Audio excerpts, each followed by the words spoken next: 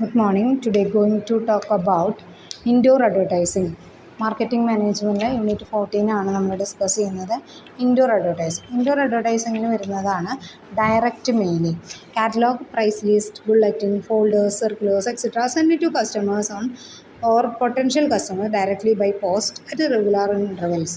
അതായത് നമ്മുടെ catalogue, price ലിസ്റ്റുകൾ കാര്യങ്ങളൊക്കെ റെഗുലർ ഇൻ്റർവെൽസിൽ കസ്റ്റമേഴ്സിന് സെൻഡ് ചെയ്യുക. അതാണ് ഡയറക്റ്റ് മെയിലിംഗ് എന്ന് പറഞ്ഞാൽ. Manufacturers, wholesalers, even big retailers like department such materials in case of മാനുഫാക്ചേഴ്സിന് നമ്മൾ സെയിൽ ചെയ്യും.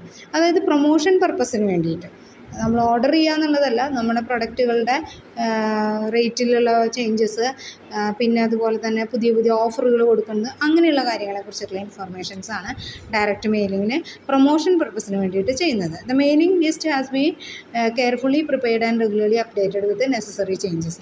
ഈ നെയിം ലിസ്റ്റ് നമ്മൾ ഈ കസ്റ്റമേഴ്സിനെ, അതേപോലെ തന്നെ പൊട്ടൻഷ്യൽ കസ്റ്റമേഴ്സ്, നമുക്ക് സാധ്യതയുള്ള കസ്റ്റമേഴ്സ്, അവർക്ക് നമ്മൾ സെൻഡ് ചെയ്യുമ്പം എന്ത് ചെയ്യുന്നു, സ്പെഷ്യൽ ഓഫേഴ്സ് അങ്ങനത്തെ കാര്യങ്ങളൊക്കെ ഉള്ളപ്പോഴാണ് നമ്മൾ സാധാരണഗതിയിൽ ഇതുപോലെ സെൻഡ് ചെയ്യുന്നത്. അപ്പോൾ അതിൽ ആ ലിസ്റ്റ് നമ്മൾ അപ്ഡേറ്റ് ആയിട്ട് വെക്കണം. അത് നെസസറി ചേഞ്ചസ് വരുത്തി പൊട്ടൻഷ്യൽ കസ്റ്റമേഴ്സ് ഉണ്ടെങ്കിൽ അതിൽ ആഡ് ചെയ്യുക. അതുപോലെ തന്നെ കസ്റ്റമേഴ്സ് ലോയലായിട്ടുള്ള കസ്റ്റമേഴ്സ് അല്ല എങ്കിൽ നമുക്കത് ഡിലീറ്റ് ചെയ്യാനും പറ്റണം. അങ്ങനെ അത് അപ്ഡേറ്റ് ചെയ്തിട്ട് വെക്കണം. അത് സെൻഡ് ചെയ്യുക എന്നുള്ളതാണ് ഡയറക്റ്റ് മെയിലിങ്ങിന്. ഇനി അതിൻ്റെ ഇമ്പോർട്ടൻസ് എന്ന് പറയുന്നത്, there is direct approach to selected buyers with more effective and direct appeal. അതായത് ഡയറക്റ്റ് അപ്രോച്ചാണ്, പിന്നെ ഡയറക്റ്റ് അപ്പീൽ. നമ്മൾ നേരിട്ട് കാണുന്ന പോലെ തന്നെ പ്രൊഡക്റ്റിനെ കുറിച്ചിട്ടും അതിൻ്റെ ലിസ്റ്റും കാര്യങ്ങളൊക്കെ നമുക്ക് ഡയറക്റ്റായിട്ട് സെൻഡ് ചെയ്യണം. It is less costly than press advertisement. Less costly ആണ്. Readers can read material leisurely. നമുക്ക് ഫ്രീ ടൈം കിട്ടുമ്പോൾ നമുക്ക് എപ്പോൾ വേണമെങ്കിലും അത് വായിച്ച് നോക്കാം. ഇറ്റ് സപ്ലിമെൻറ്റ് ജനറൽ അഡ്വർടൈസ്മെൻറ്റിനെ സപ്ലിമെൻറ്റ് ചെയ്യുന്നതാണ്. ദ പ്രൊഡക്റ്റ് ക്യാൻ ബി, അതിനോട് സപ്പോർട്ട് ചെയ്യുക, സപ്ലിമെൻറ്റ് അതോടുകൂടി ചെയ്യുന്നതാണ്. അല്ലാതെ ഇത് മാത്രമായിട്ട് അഡ്വർടൈസ്മെൻറ്റായിട്ട് യൂസ് ചെയ്യാനായിട്ട് നമുക്ക് പറ്റില്ല. നമുക്ക് ഓൾറെഡി അഡ്വർടൈസ്മെൻറ്റ് കൊടുക്കുന്നതിനോടൊപ്പം തന്നെ അതിൻ്റെ സർക്കുലേഴ്സും കാര്യങ്ങളും സെൻഡ് ചെയ്ത് കഴിഞ്ഞാൽ അത് അതിൻ്റെ സപ്ലിമെൻ്റ് ആയിട്ട് യൂസ് ചെയ്യും. The product can be described more clearly and adequately with പിക്ചേഴ്സായിട്ട് ഡിസ്ക്രൈബ് ചെയ്യാൻ പറ്റും.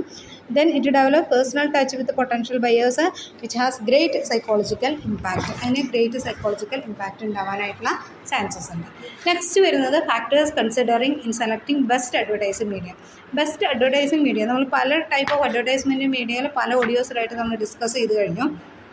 അതിൽ ഒരു ബെസ്റ്റ് അഡ്വർടൈസ്മെൻറ്റ് മീഡിയ എങ്ങനെയാണ് സെലക്ട് ചെയ്യുക എന്നുള്ളത്. First, nature of product or service, whether the product related to consumers or producers or industries, whether service meant for transmitting social message.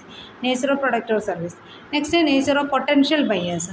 Next വരുന്ന understand likes and display preference habits at socio economic status of the buyers. Nature of potential ബയേഴ്സിന്. അതേപോലെ തന്നെ നമ്മുടെ buyers ആരൊക്കെയാണ്, അവരുടെ ഇഷ്ടങ്ങൾ, അവരുടെ ഇഷ്ടക്കേടുകൾ, അതുപോലെ തന്നെ പ്രിഫറൻസ്, അതൊക്കെ നമ്മൾ കൺസിഡർ ചെയ്യണം. നെക്സ്റ്റ് വരുന്നത് ബഡ്ജറ്റ് ആൻഡ് കോസ്റ്റ് ഫാക്ടേഴ്സ്. മെയിനായിട്ട് കൺസിഡർ ചെയ്യേണ്ട ഒരു ഫാക്ടറാണ് ബഡ്ജറ്റ് ആൻഡ് കോസ്റ്റ് ഫാക്ടേഴ്സ്.